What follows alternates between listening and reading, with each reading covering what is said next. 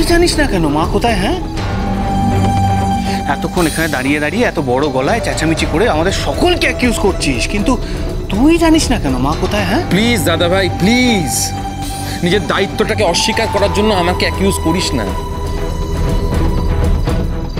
তুই নিজেকে বিবেকের কাছে ভালো থাকতে চাস তো, ক্লিন থাকতে চাস, পরিষ্কার, তার জন্য আমার দিকে আঙুল তোলার কোনো দরকার নেই। কিন্তু মজার কথাটা কি বলতো, সত্যি যদি তোর বিবেক থেকে থাকে এই কথাগুলো তুই বলতে পারবি না। আমার মনে হচ্ছে সামথিং ইজ দেয়ার। জুন আন্টিকে নিয়ে তোমাদের বাড়িতে কোনো লুকোচুরির ব্যাপার আছে নাকি? বললাম তো, ছাড়ো না, আমি তোমায় পরে বলবো।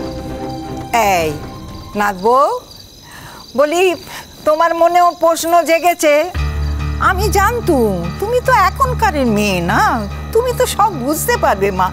ওই যে এখনকার সব ছেলেমেয়েরা একই অফিসে একসঙ্গে কাজ করে না, সেই রকম তোমার শ্বশুর মশাই আর জুন আন্টি এক অফিসে কাজ করে। সেই জন্য তো জুন আমাদের একবারে আত্মীয় হয়ে গেছে, বুঝলে না? সেইটে তোমার শাশুড়ি মা মোটে সহ্য করতে পারে না। আমার বুয়াকে যখন যা নয় তাই করে, জানো তো, মাথা হেঁট করিয়ে দেয়।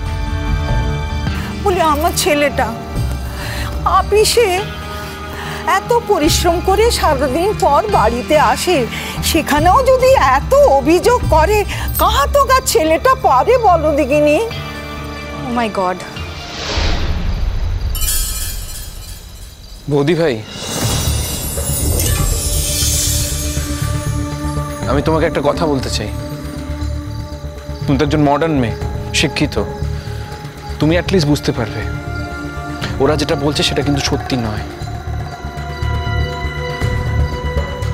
বৌদি ভাই,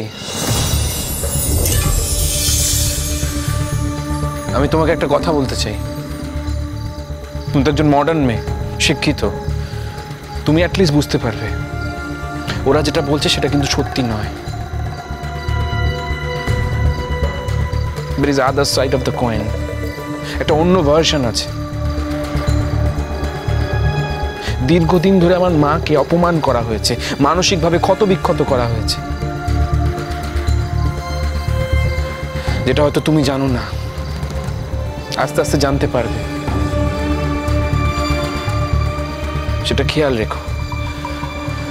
আর তোমাদের আমি প্রত্যেককে বলছি, আমার মায়ের যদি কোনো ক্ষতি হয় আমি কিন্তু তোমাদের হাতে হাত কড়া পড়াবো। তোমরা ডেলিবারেটলি আমার মাকে মানসিকভাবে এমন সিচুয়েশন ক্রিয়েট করতে বাধ্য করেছো যে মাকে বাড়ি ছাড়তে হয়েছে।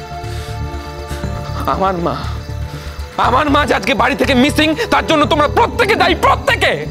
অনেকক্ষণ ধরে অনেক অভিযোগ সহ্য করেছি আমি, অনেক। প্রমাণ করতে পারবি? প্রমাণ করতে পারবি আমরা তোর মাকে বাড়ি থেকে বেরিয়ে যেতে বলেছি? প্রমাণ করতে পারবি? তোর কথা অনুযায়ী এতদিন ভাবে মানসিকভাবে ক্ষতবিক্ষত হয়ে অপমান অসম্মান সহ্য করে সেই বাড়িতে ছিল এতদিন ধরে। আজকে কি এমন ঘটলো যে কাউকে কিছু না জানিয়ে তোর মাকে বেরিয়ে যেতে হলো? হ্যাঁ,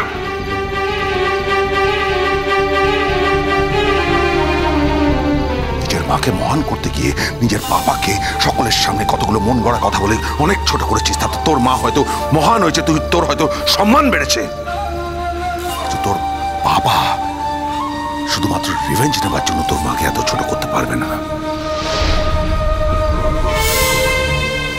আমিও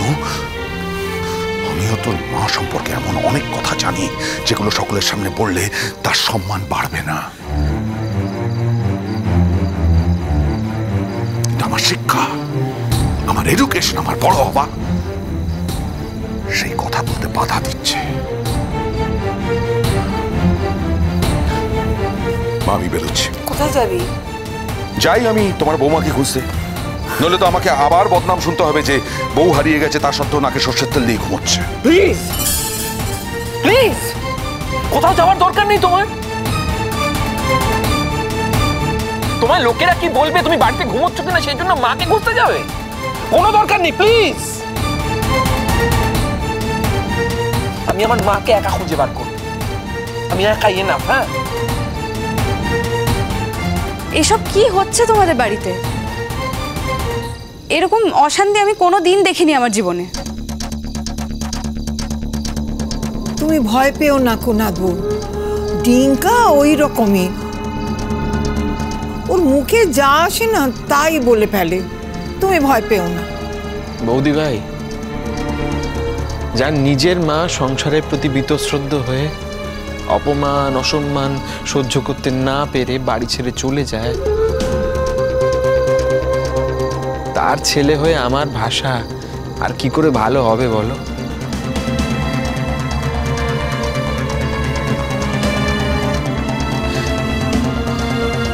তুমি খুব লাকি জানো, খুব লাকি। তোমার বাবা মায়ের মাঝখানে তৃতীয় কোনো ব্যক্তির অস্তিত্ব তোমায় টের পেতে হয়নি।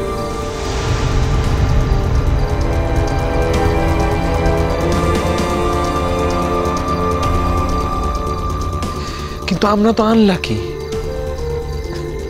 আমার বাকি ভাই বোনেরা হয়তো স্বীকার করবে না, কিন্তু আমি স্বীকার করছি আমরা আনলাকি। আমরা তো আমার বাবা মাকে এরকম চাইনি। সব থেকে বড় কথা, আমি আমার মাকে প্রচন্ড ভালোবাসি।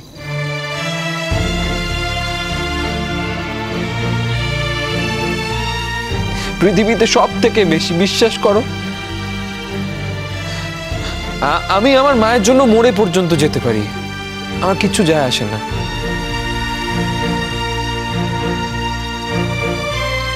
আমার মায়ের মতো এত ভালো একজন মানুষ সারা পৃথিবীতে আর কেউ কোথাও খুঁজে পাবে না।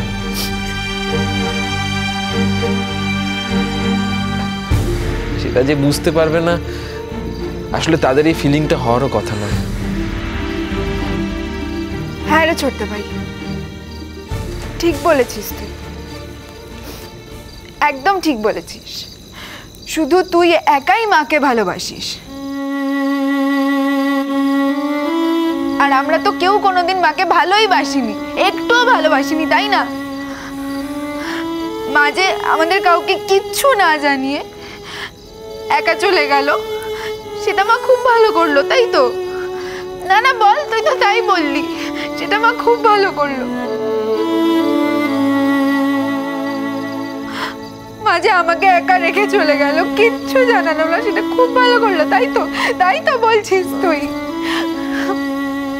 পাপা তাই তো বললো ছোট্ট ভাই, বলো তাই তো বললো। মা যে আমাকে একা রেখে চলে গেল, কিচ্ছু জানালো না, সেটা খুব ভালো করলো, তাই তো? তাই তো বলছিস তুই? পাপা তাই তো বললো ছোট্ট ভাই, বলো তাই তো বললো। এইমাত্র খবর পাওয়া গেল যে বাগবাজার গঙ্গার ঘাটের কাছ থেকে এক অজ্ঞাত পরিচয় মহিলার মৃতদেহ উদ্ধার করেছে জল পুলিশ। জানা গেছে, সকলে ভেবেছিল মহিলা স্নানের উদ্দেশ্যে গঙ্গার ঘাটে নেমেছিল, কিন্তু তারপরেই ক্রমশ সামনের দিকে এগিয়ে যায়। প্রত্যক্ষদর্শীদের মধ্যে অনেকেই তাকে বাঁচানোর চেষ্টা করেছিল, কিন্তু সেই সময় নদীতে ভরা জোয়ার থাকায় তাকে বাঁচানো সম্ভব হয়নি। শেষ পর্যন্ত জল পুলিশ তার মৃতদেহটি উদ্ধার করে।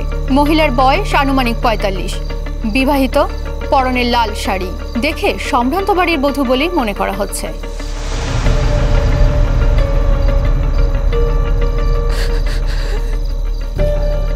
বলো, এবার খুশি তুমি? মা শেষ হয়ে গেছে, খুশি?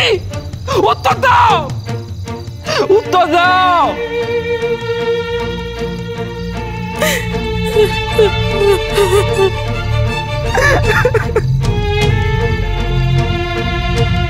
উত্তর দাও, মাকে শেষ করে খুশি? উত্তর দাও।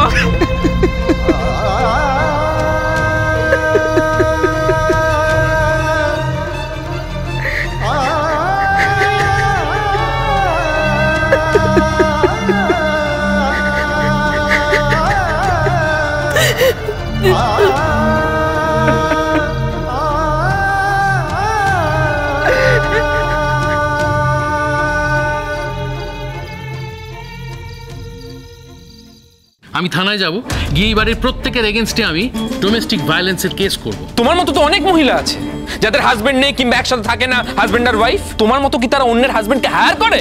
আর তোমার মা, তারও কিন্তু একজন বন্ধু আছে, বয়ফ্রেন্ড। খবরদার পাপা।